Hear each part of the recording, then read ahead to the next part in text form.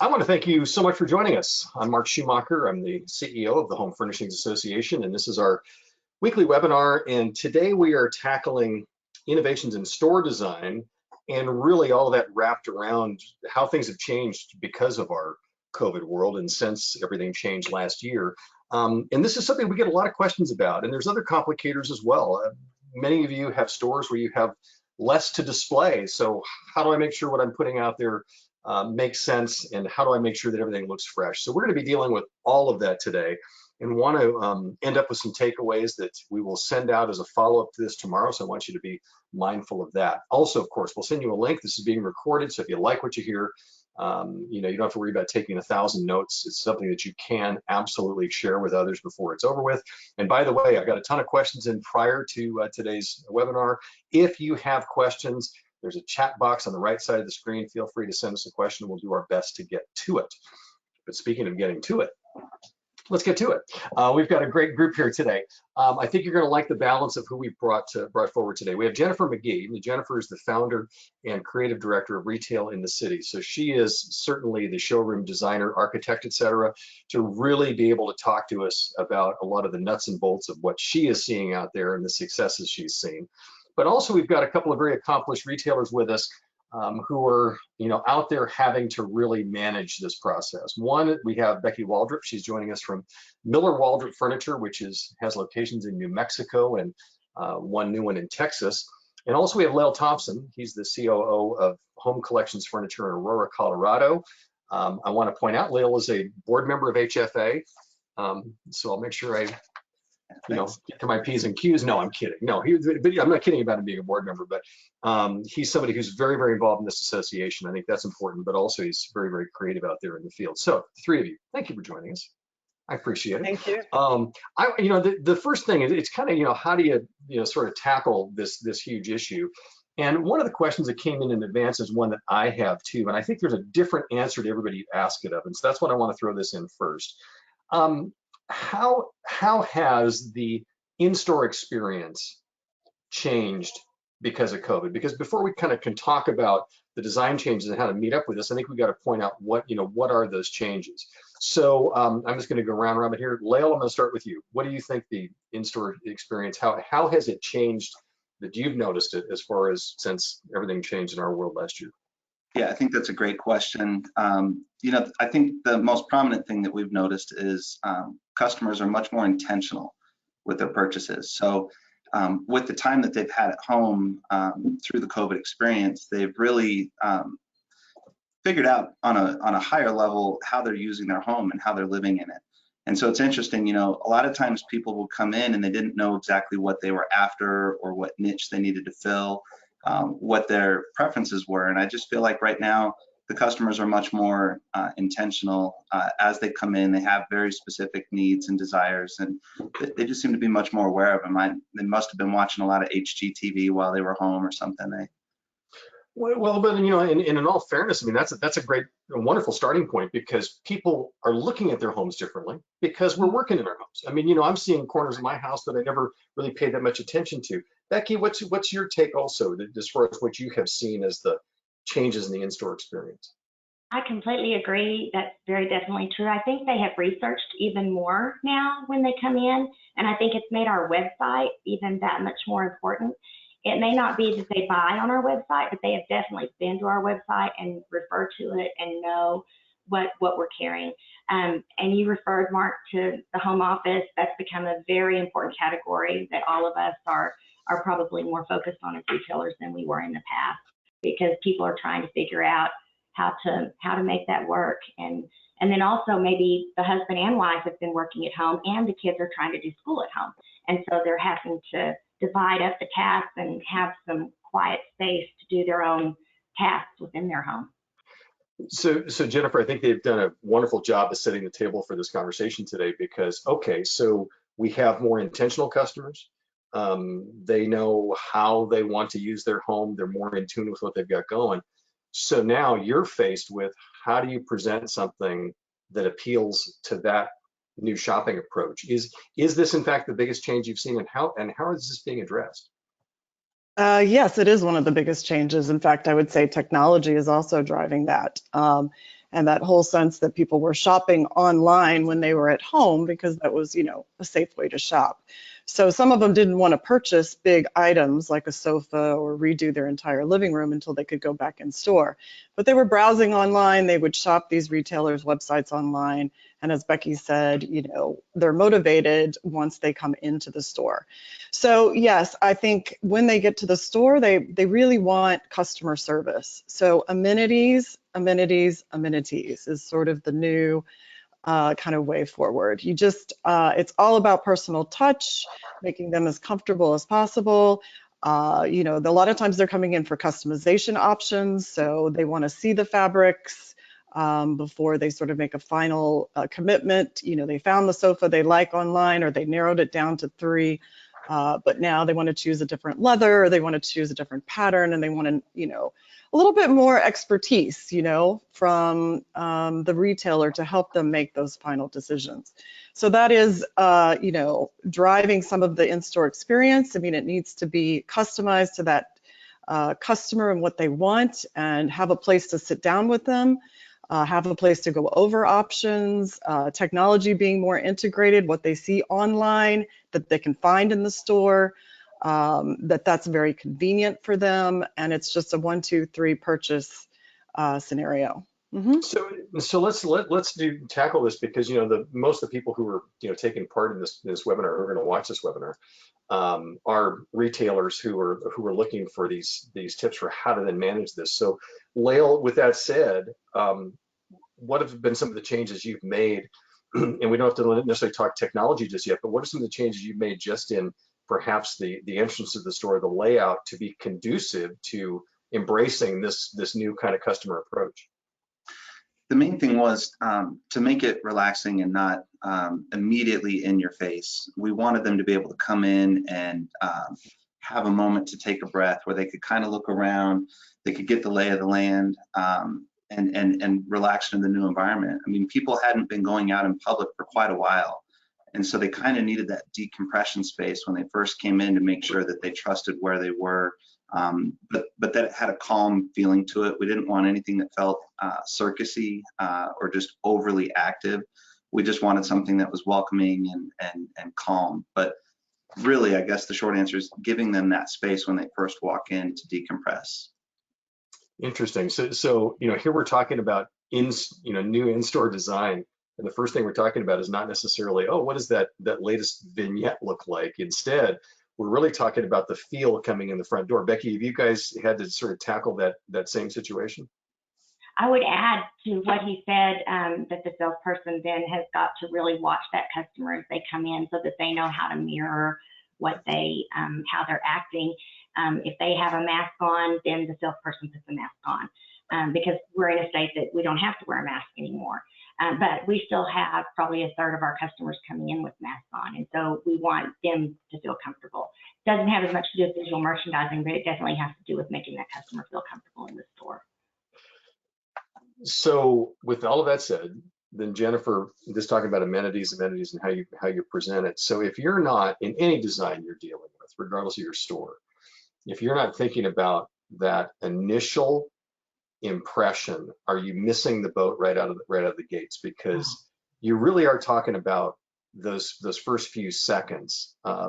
Is that everything? And it's not just, don't worry about how the living room is set up over here to the left. It's got to be this first thing first. Is that true? And if so, how do you counsel people on that?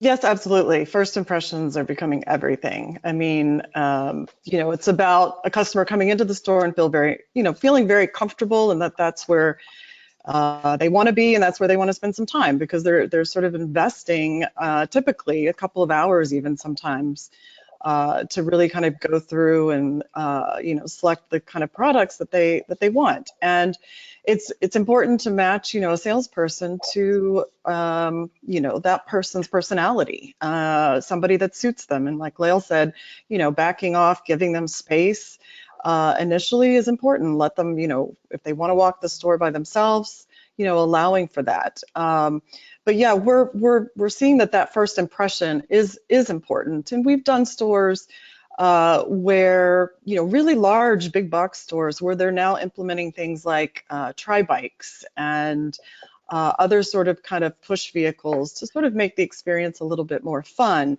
and having a greeter up front where it's not your salesperson coming from an up system, but it's literally just a greeter who says, hi, how are you? You know, what are you looking for? Is there anything that we can help you with? And just sort of giving some basic pointers, but also just backing up. They're not the salesperson. They're not being aggressive. They're just sort of saying, would you like a cup of coffee? Would you like a cookie? I mean, they even have food that they're willing to offer right up front. And it's just, it's again, to make that sort of more personal. And make the experience more personal. Ask them their name, you know, and who they might want to work with, and then finding a salesperson that would be a good complement to them. And how do you do that from a design standpoint? And I'll throw this up to Becky or to Lael.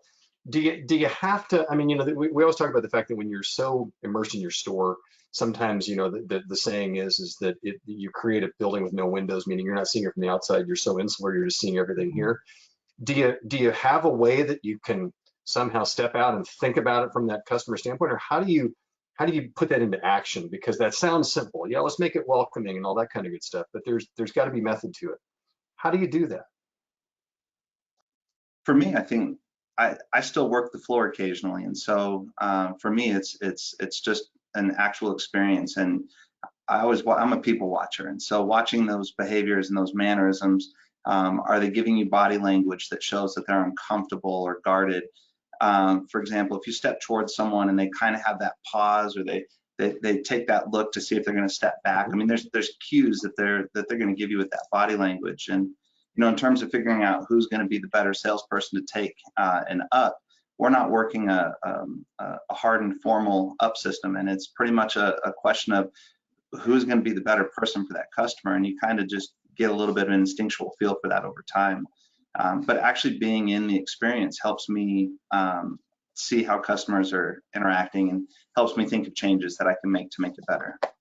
Yeah, and Becky, I want to throw this one your direction. You know, what we're talking about here, if you really looked at this through a pre-COVID filter, I mean, look, customer experience has always been important. First impressions have always been important. But, you know, you're all saying now more than ever, it is critically important. So Becky, there are nuances here. So this isn't just business as usual. We can't. There shouldn't be anybody listening to this just saying, "Yeah, I've been doing that for years." There are differences, though. I'm assuming that there's just much more to this than, yeah, we're just, you know, creating a good experience. Well, in reference to what Lael said, we have a hard and fast up rule system, but we have done a lot of sales training to try and train our salespeople how to judge that customer that comes in, and to watch the cues so that they can adjust their tempo and their tactile, you know, whatever it is that they notice that customer's doing, they try to mirror it. So that's kind of how we've attached that. But it is all so much more important than it ever was, because they could just go on your website and buy it, but they're not choosing to do that. They're coming in for that experience. We have scent machines in our store, so we're not only thinking about what they're seeing, but what they're smelling, and then, you know, also what they're hearing. So it's all of the senses involved. I'm a big, I say that women are our primary customer, and women many times shop because they want to be entertained. And so I always think about my store from that perspective of, is what they're seeing entertaining to them? Is it exciting their senses? And are they enjoying being here so that they'll stay longer? Wow, already some great takeaways. Just in just getting us, you know, we've just barely stepped in the door, if you will, of this conversation, but super helpful. So let me take this a step further here. So you talked about reading the customer, you've talked about mirroring the customer. So is that just the only part of the in-store experience that is different now because of COVID, or are there other things that go beyond that you've got to be very, very aware about?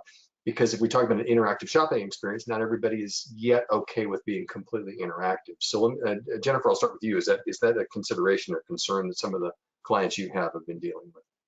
Yes, I think so. I mean, I think for one, the stores that are more kind of open, and there's a lot of kind of visibility in the store from front to back. are more comfortable for a lot of people because they don't, there's not a bunch of high walls, and that they can't kind of get trapped in sort of a back area, or not lose orientation, or not know where they are.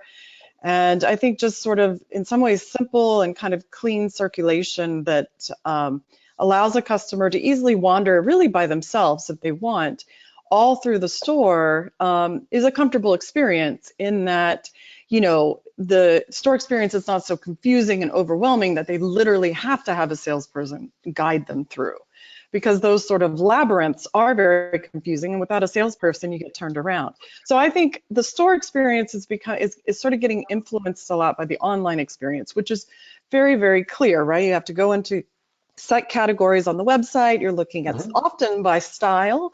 You're looking at categories. You might come into the store because you want to be inspired more. So we're seeing sort of more collection-based stuff a lot of times up front to sort of inspire the customer.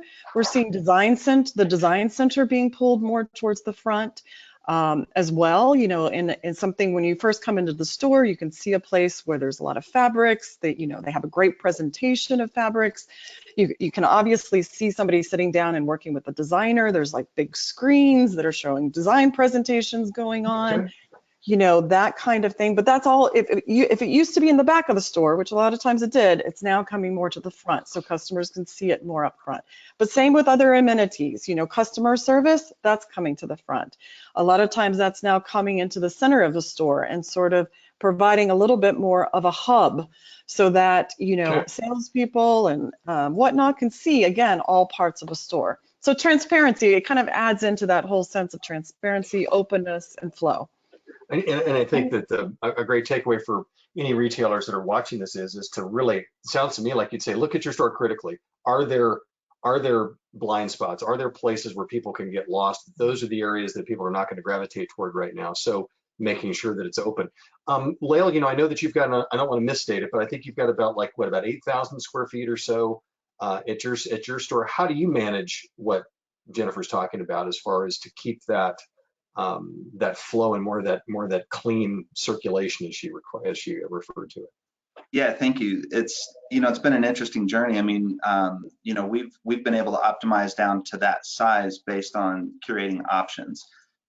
We've traveled from a 40,000 square foot showroom down to this size for the exact reason that we want them to understand they have complete control of their experience. So our showroom is really built on the idea of displaying options and construction features, and doing it in a nice way that is easy to interpret, and the customer can almost self-guide. So several commonalities. So we're going to start high from the outside and work down to the middle for large sight lines. I want them to be able to see across the store, and it allows us to keep an eye on customers without having to do what we call the lost puppy dog approach. I don't have to be 6 inches away from them the whole time they walk around. They're going to give me certain cues when they're touching things, sitting on things, or there's certain ways when they start touching a tag, you can tell they're scanning for information. So we have opportunities to step in and engage without having to hover. But the interesting part with these layouts is really we've seen that the customer wants to have control. This last year, there was a massive loss of control. They were told how to live, what to do, when they could do it. And here we are talking about their house, their most intimate space. And so when they come in, that initial greeting is intended to take the barrier down and explain, like, welcome back into the world, and we're glad that to actually see a face, and now that the mask restrictions are relaxed, it's nice to actually see a smile and not just the wrinkles in the corner of the eyes. But the journey has to be set up for our store. The journey is set up to where it's the customer's story, it's your experience, it's your home. One of my famous, not famous, but one of my cheesy lines, I guess I'll say, that I'll say when I'm on the floor is, I've never met you before. It's impossible for me to know what you would have wanted before you came in.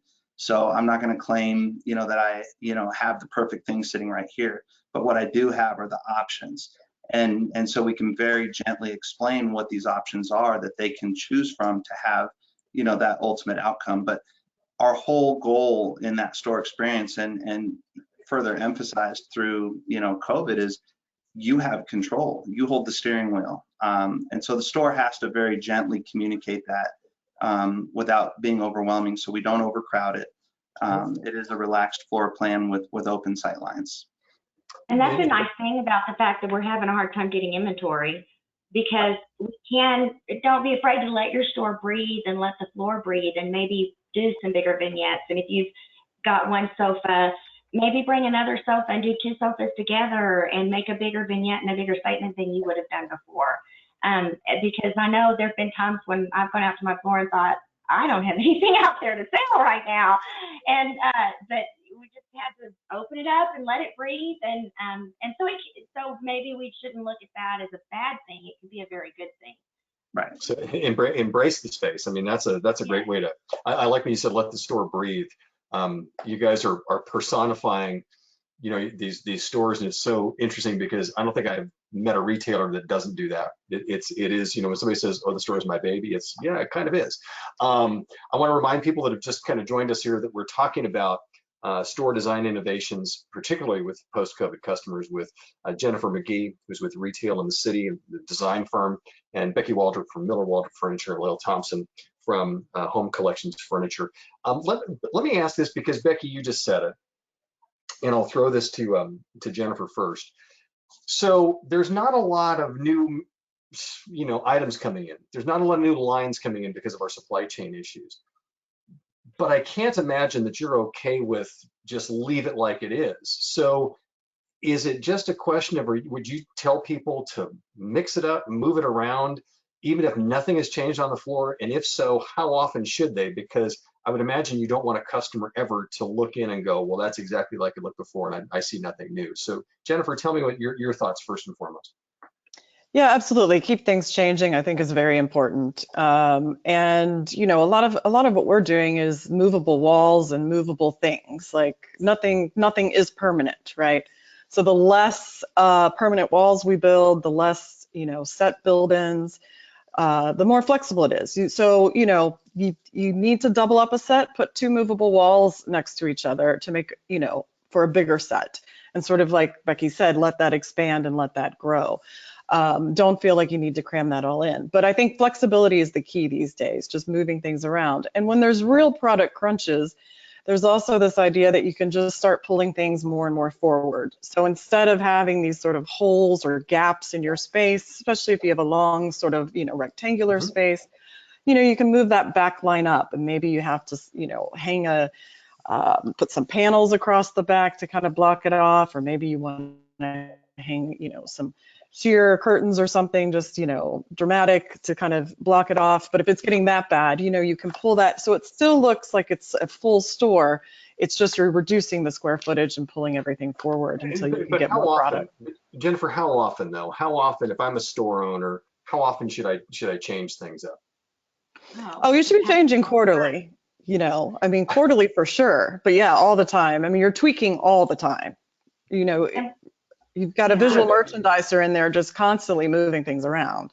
Go ahead, Becky jumped right in on that one. Go ahead. Yeah, she did. Go for it, Becky. Well, I'm sorry. What I found with COVID is you can't really nail things like we used to nail almost everything on our floor, and you really can't do that, especially with upholstery, because you're not going to get it in for 9 months, and you can't leave that sofa nailed on your floor because customers, some will wait 9 months, but the majority of them won't. So what we found is there's way more movement going on our floor than there used to be. And that's been a huge challenge because things are selling directly off the floor in a way that they used to not. And so you're just constantly having to change. But we've always, since Kent and I have owned the store, have always had a full-time person that all they do is set the floor. And then they usually have an assistant that is, so we almost have 1.5 people all the time on all of our floors, moving and setting, because I don't want lamps sitting on the floor because a vignette's been taken out. We want it to always look the best it can for every customer that comes through. So it's about keeping it fresh, yes, but also you've got to move it because you don't want to be suggesting people buy something they can't get. I mean, you want your available stuff closer. Lael, how about you? I mean, this is the one thing that COVID really has changed for everybody. It depends on where you source from, obviously, but still, how do you guys manage the fact of, needing to change sometimes just because there's no stock? Yeah, so this is one area where I feel like we've maybe been a little more insulated with our floor display, because our whole product mix was a strategic blend of option-based pieces to demonstrate varieties of different arms, backs, seat depths. So Okay.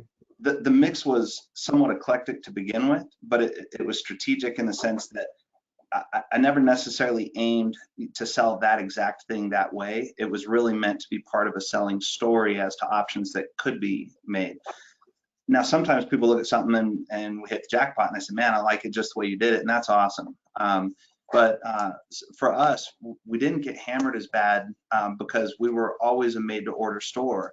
Okay. So it's kind of an expectation, from the get. So now we do have some holes. Like right now, I'm getting caught, with a lack of some occasional, and I've got a bunch on order, but I've got some groups that were dropped or for whatever reason we let go right away. So I am experiencing some of those woes. But in general, I would say the options-based program has actually insulated us from some of that.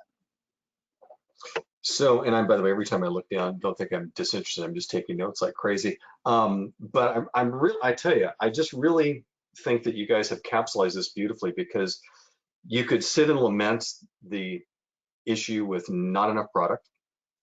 You could complain about the fact of changing it, but instead I'm hearing you all say, embrace it, keep things fresh, keep things moving, period. And I don't know that that's something that you wouldn't want to keep doing even after this all kind of clears up. But that's super helpful. Let me do this. I want to continue to always get into questions that came from people that are watching today. But let's talk about this, and I'm going to twist this around. I'm going to start with Becky. Becky, talk a little bit about, this is a question about store floor design and technology integration. Do you guys utilize a lot of technology as well to help with the customer experience, or give me an idea how that integrates, because that's a big question we had a number of people ask. Yeah, so we have TVs, around that are running different loops of different product lines or commercials or different things that we have going on. Of course, we have iPads and Wi-Fi so that people can access vendors' websites and our website on their iPads. All of the salespeople have to have an iPad. We have design centers with the TVs, so you can drape and do all of that. The Wonder Boards have been phenomenal in helping sell different product lines. Those have been, anybody I've spoken to that has a Wonder Board thinks they're great. And I don't mean to promote a certain line or product, but it's been great in the furniture industry. Tell us tell us a little bit more about how you do integrate that in your store currently, your stores currently. So the Wonder Board focuses on different lines, and a lot of different manufacturers are using them now. So it's almost like their website is real specifically on that Wonder Board in kind of a different format. And so if the customer's looking for a rectangular dining table, they can find it very easily, and it sorts it very easily in a different way. And so say Ashley, for one, is phenomenal. It does phenomenal sales through the Wonder Board. They're one of the first vendors that really brought it on. And so in our outlet where we have a lot of our Ashley product displayed, we have a Wonder Board, and probably do, maybe 20% of our sales special orders through the Wonder Board, which is pretty good considering it's just coming from that piece of technology. So yeah, so it's a great thing, but a lot of other manufacturers have embraced the Wonder Board, and it's been very effective. Okay, so I'm hearing a definite thumbs up for blending technology in that new store design, et cetera. Lael, what about you? Have you utilized technology in some really effective ways in this new environment? Yeah, it's critical, right? Because again, the idea was to reduce the overhead and be able to operate in a smaller footprint and still be effective. And the big challenge is people can't buy what they don't know you sell. And so we've absolutely used digital, products like digital signage and things like that throughout the store, where they continue a selling story. So the idea is next to our sectionals, I'll have a digital sign that'll be showing all of our best-selling sectionals. So as they're sitting there, they can see them with different arms, different fabrics, different looks. So it allows me to expand that vignette to just go much deeper. And so we do that category by category. So for example, we just put out a new Kincaid bedroom set, and instead of doing the dresser mirror, we put a large television on, and I made a special bracket for the dresser where the TV could float. And the idea with it was that vendor has consistent construction, drawers, drawer guides, and so on. And so what I was able to do is run a slideshow on that dresser of other Kincaid bedroom sets. So that one set can have multiple footprints right there. So throughout the store, we repeat that, whether it's dining, whether it's for mattresses, adjustable bedding, no matter the category, there's devices that are doing that. But probably the main feature is, like was mentioned earlier, it's a little bit closer to the entrance, but Moso Graphics, they helped us design our sales area, where the TV is flanked by our 2 fabric walls, but we're using a Canadell dining table as a work table. And so we have this nice 65-inch monitor where we can sit back and we can go into these digital catalogs. So it's kind of like a Wonder Sign on steroids. We can go in and we can absolutely, we can get in, we can drape, we can do room planning. Another really fun feature that we've developed is the ability for customers, whether they're on an iPhone or an Android, they can cast their images from their phone directly onto the screen. So now what we're doing is encouraging customers to bring your home into the store. So instead of packing up sales aids, and I'm not taking away the value of house calls, but the customer always has their phone on them. And whether it's a picture of a grandkid or the dog, they got something in their phone that's there. So if they're trying to blend with something, match with something, we just push that image up onto that 65-inch monitor, where we now have our fabrics, our wood samples, where I can actually render and drape. And so it's been a very interactive tool that is engaging, and it's different. It's not something they're gonna have everywhere. So I guess the long answer was that every way possible, we want to integrate technology into that experience. And that's no, and thank you for that. I think that was a tremendous example. And Jennifer, I guess the question is, and this has come in from a few people as well. So Lael did a good job of that, as did Becky, in talking about how they utilize it. Is there, in your mind, sort of a rule of thumb as far as balancing the tactile version of shopping and this technology piece? Is what we just heard a great example, or what would you suggest to anybody that's trying to balance those two things together? Yeah, I mean, I would think of the technology as something that allows you to start a conversation with a customer and engage them further, not as a passive mode of just communication that just kind of yells or speaks at the customer. That the technology is about a conversation and finding things, searching for things, exploring, using your imagination. It's not a mouthpiece, that just sort of, our specials today, 70% off, this, that sort of billboard, just constant. Sunday. Right, Yeah, right. Exactly. I mean, that's what you don't want anymore. So it's more like inviting them in, sort of saying, okay, well, you liked this, set of furniture. Do you know we have other styles that are very similar to this that you can get in these sort of, different finishes. So very much like what both Becky and Lael are saying, it's that sort of integrated technology that allows them to take their furniture selections to the next level. And so the design center, if you have a designated design center, I mean, the technology within that area is absolutely key, because, obviously they're there to touch and feel those fabrics, but it's sort of interacting and seeing how the product would actually look in their home.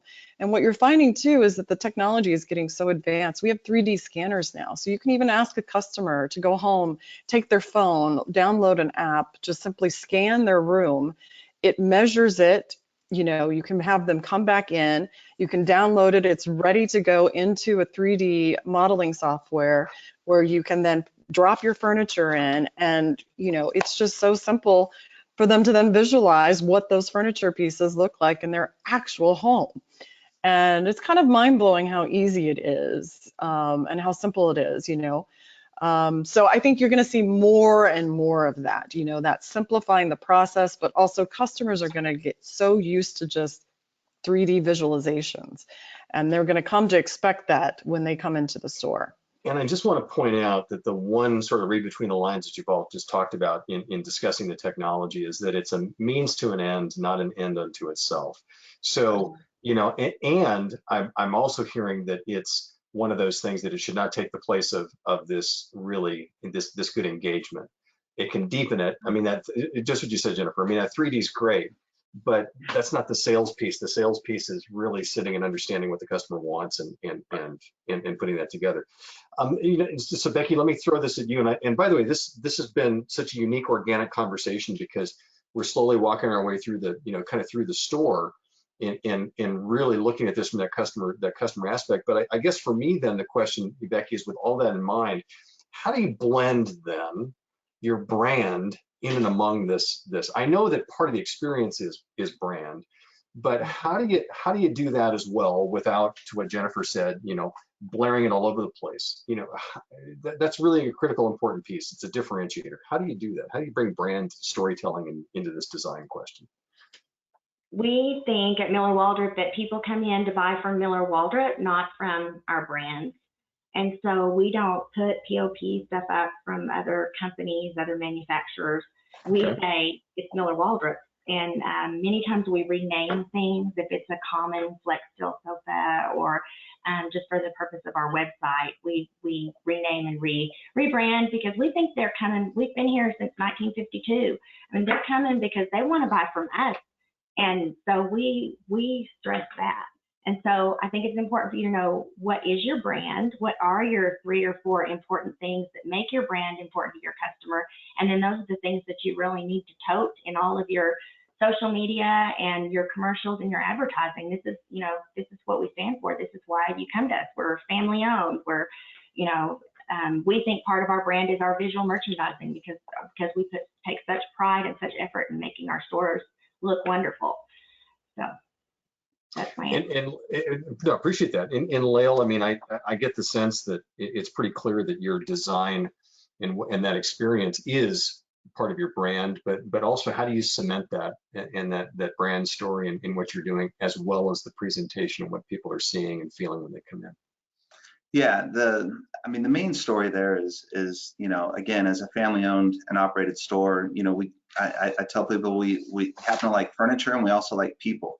I think a lot of times people engage salespeople that really shouldn't be working with people. You know, it's all about the sale and it's just a transactional kind of moment. And so our brand was really intended to communicate, you know, kind of an up-to-date, relevant feel where, you know, we're meeting you where you're at is the real impression, and our brand is standing for the fact that we're here to be your advocate. We actually care about the end result in your experience, and so we kind of let people know the brands that we've partnered with, and we can name drop some of those brands with customers, but not all those names are household names anymore.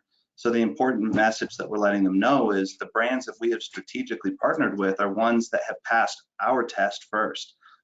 So what we're doing is removing the stress from you on whether or not you're going to make a buying mistake. Because I mean, let's be honest, the purchase cycle for furniture is an extended one. It's not something that they're doing every day. And so the idea is, you know, for us, we want them to be very clear that our brand is advocating for you more than making a big deal about someone else's brand.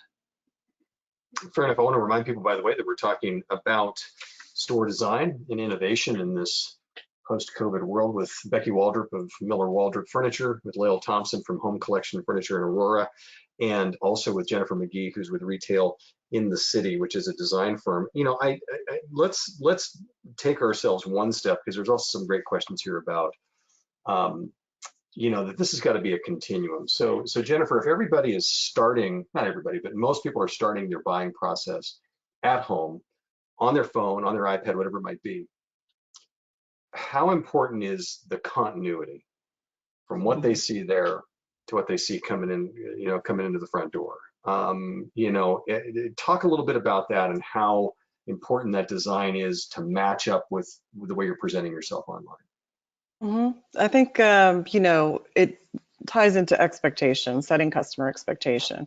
So if your website's doing one thing, you're promoting certain products or goods or specials on that website, they come into the store, they don't see those, they don't know where they are, they don't have a sense that, you know, you're communicating the sort of same things. I mean, maybe your store experience looks completely different. You've got sort of an industrial look and feel, but on your website, it's like feels very traditional and sort of, you know, conservative perhaps. You know, there's a mismatch, and it does. It's sort of sometimes it's subtle. It's not always like overt, but you know, the more integration you can have, just it's easier to sell. It's easier for a customer to navigate the store. It's just, you know, it's easier for everything. So if you're promoting something, you know, on your website, that should really be the first thing that somebody sees even when they come into a store. And you can say, you know, advertised on our website, you know, this promotion, you know, so that front area a lot of times can be that promotional area, but it needs to be just consistent throughout. And what we're finding too is a lot more retailers are putting in things like digital stands that sort of next to certain products that again sort of ties back into the website and sort of shows, you know, additional feature elements or of that particular product. So, you know, they don't have to stock perhaps as many products. And this is very true with mattresses. We're finding that the digital stands are really effective in mattresses because customers, if they can't get a, you know, if their salesperson is tied up, they can scroll through these devices and start to understand, you know, the difference between Tempur-Pedic and the Stearns and Foster and the IntelliBed that they're seeing in the showroom, because that's, for example, more brand centric, but a lot of times people come in for those mattresses and they don't really know the difference or what they stand for. So that digital screen and technology really helps. And they, you know, again, I think it's becoming more and more important, and it just makes a retailer's life easier. It's kind of connective tissue. Becky, I saw you doing a lot of nodding there. How do you balance that as far as what they're seeing on your website with the store experience and how those two things tie together so there's continuity? Honestly, I think it's something that the furniture industry still has a ways to go, just like we're behind on other things too. We really struggle with having our website match the in-store experience, and I still don't know that we have it completely balanced.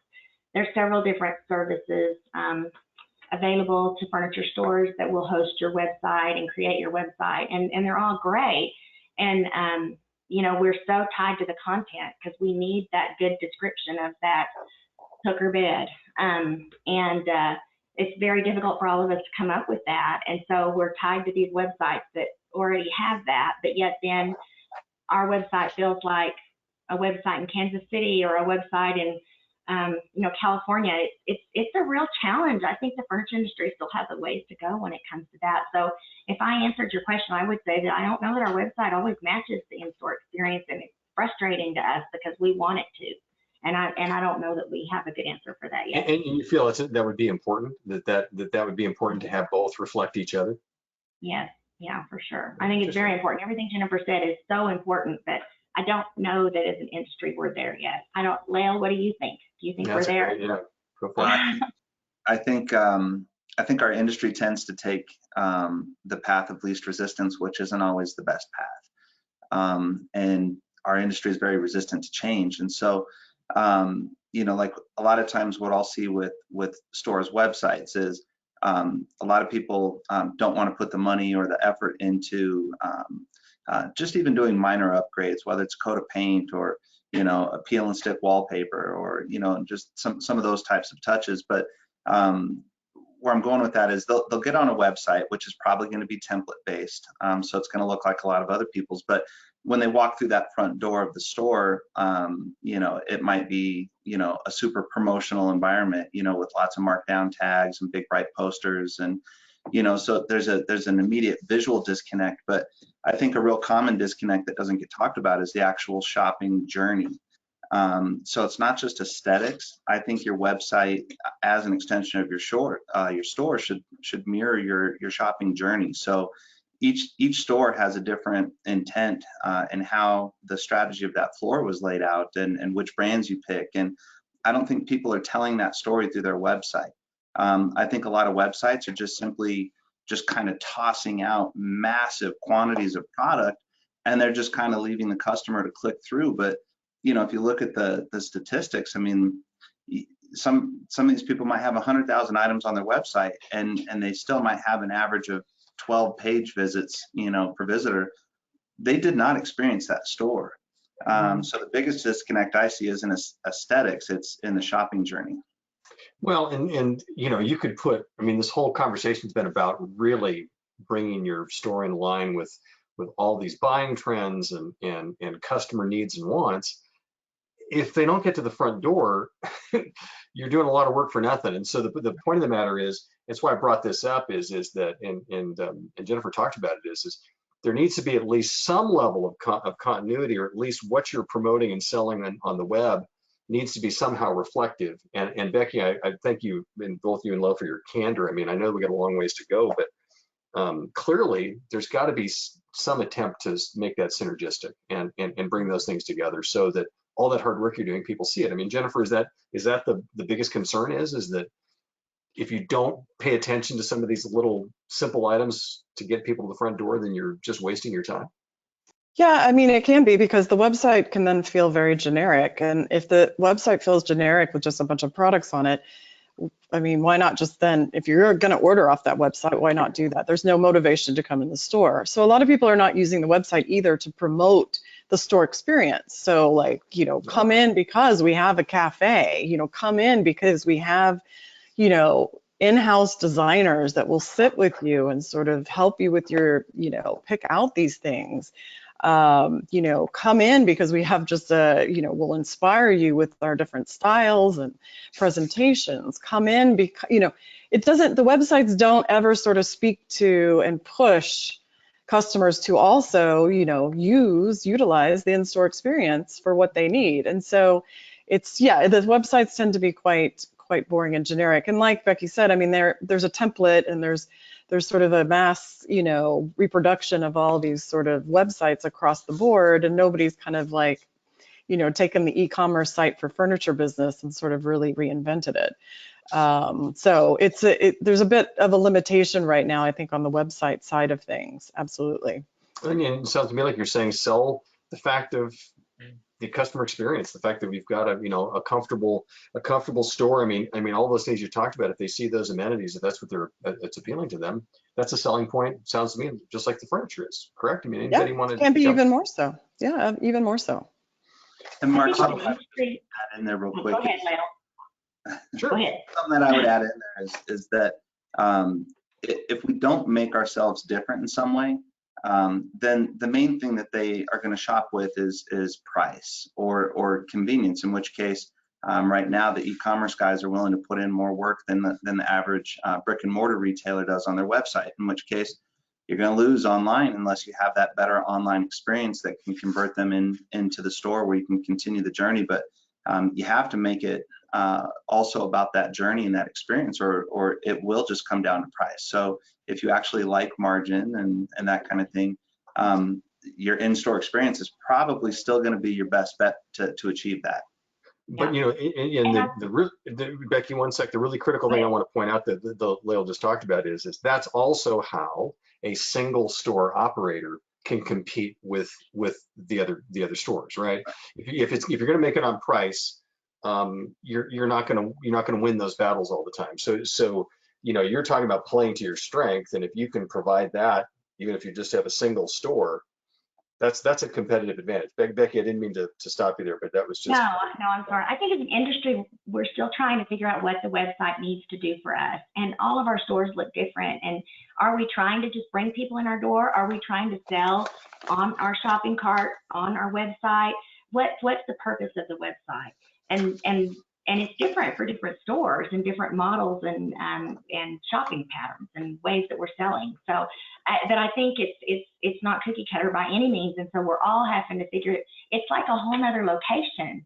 It really is, and making sure that your inventory is correct on it, and there's a whole lot to it. And we all already had very full plates, especially these last 2 years. So, but the website's become more important than ever, so we've got to be focused on it. Love that. And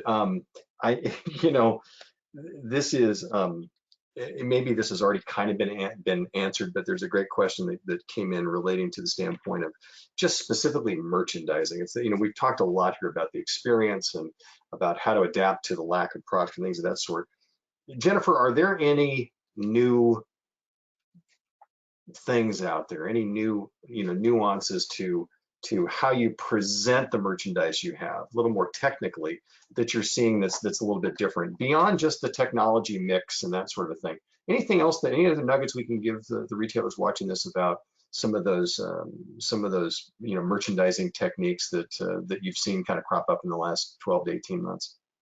Yeah, I mean, I think we are seeing, products that are a little bit more versatile that you can use to sort of, dress up a room set, for example. So, peel and stick wallpaper, stencils, in different shapes, peel and stick stickers. You don't even have to paint a wall, which is messy, right? I mean, the peel and stick, you don't even have to get a roller thing. It's literally you peel it off, the backing of it, you put it up, done. You peel that off, you put the next one up, and it can change a whole look. If you have a wall or even a movable wall, going back to that, all you have to do is put up this sort of peel and stick wallpaper. You've transformed the room set that's in front of it. I mean, obviously changing and updating the lamps that go with it and the accessories is important, changing the rug. Then as far as products though, there's also more flooring out there that's sort of temporary flooring.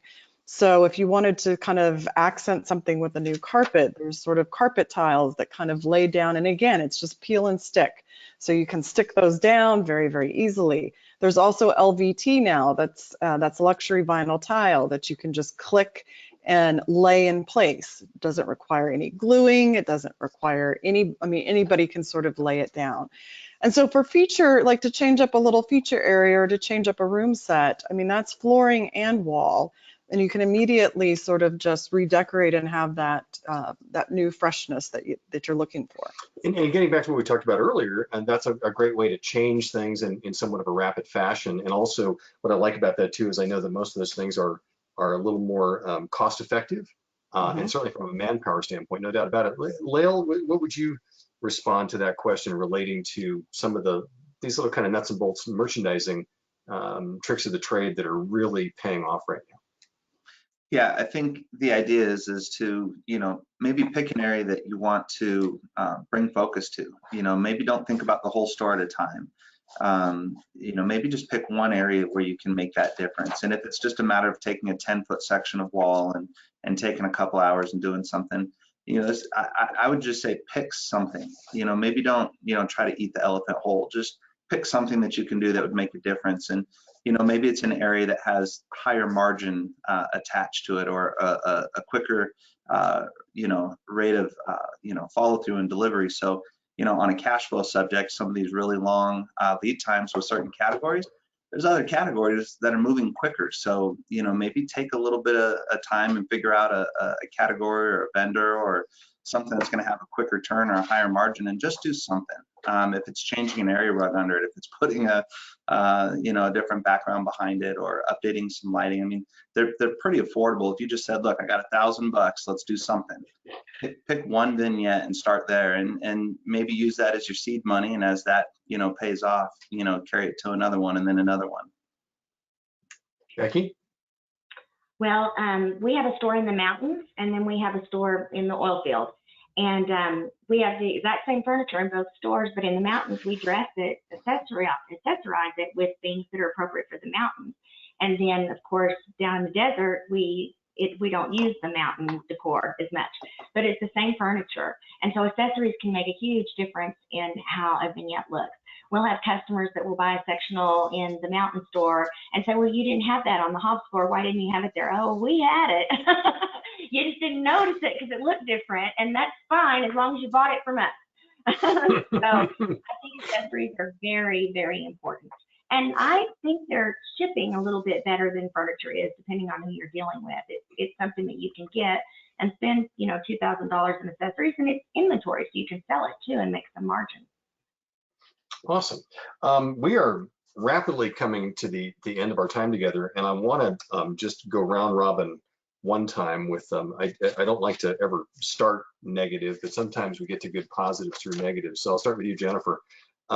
In this current environment, because I know you've probably seen the good and the bad, what are the one or two mistakes that retailers are making? And this is a way of really pointing out to people the things they need to do when it comes to their store design and experience. What are the mistakes people are making or the things they're not doing right at the moment that you would caution against? I mean, just not changing or not adapting, that are just sort of say, oh, this is all temporary, what happened with COVID, and then, business will soon resume and be as normal again, and just sort of waiting for this period to end and sort of throwing the doors back open and sort of saying, okay. I think things have fundamentally changed. That will continue to trickle through the retail environment and the shopping experience for years to come. I think people will just, again, that online, offline sort of experience of becoming more integrated, people are going to become, continue to be more educated when they come into the store. They will have done their research. They're going to be focused on the types of products they want.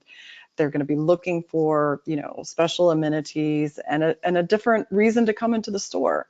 I think stores can do things like events in the future. If you, have a kitchen sort of set up or a place where you can, host a wine tasting or a cooking class or even a painting class. I mean, we have retailers that are putting in stages now so that they can have a concert in the evening and have, somebody come in and play some music while people are shopping.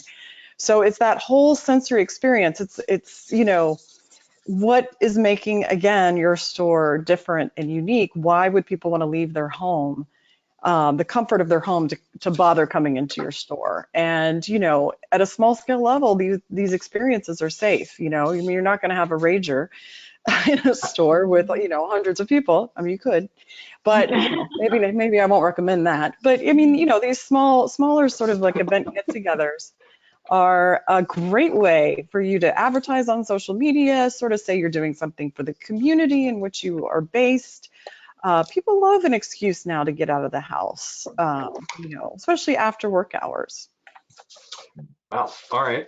We did say, I think there may be a rager or two that are going to be scheduled now in stores after that. I know that we're going to be putting out some takeaways for everybody, but I just want to highlight a couple things here as we're wrapping up today, because I thought there were just some amazing takeaways from the three of you.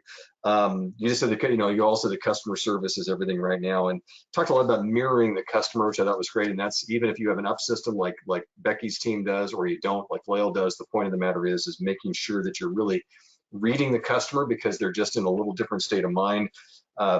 Jennifer, you said first impressions are everything. But I like that you guys said, really kind of judge the customer, get a feel for it. But I also like the fact that when we talk about overall design, as you look at your stores, let the store breathe was what Becky said, which I loved it. You guys talked about just embracing the additional space. Look at that as an advantage to getting people to feel comfortable moving around. And Lael talked about also the importance of option-based selling, to where you can really have just a lot of options right in front of someone and present that. And also a big way that everybody on this call advocates for is to do that also with technology included.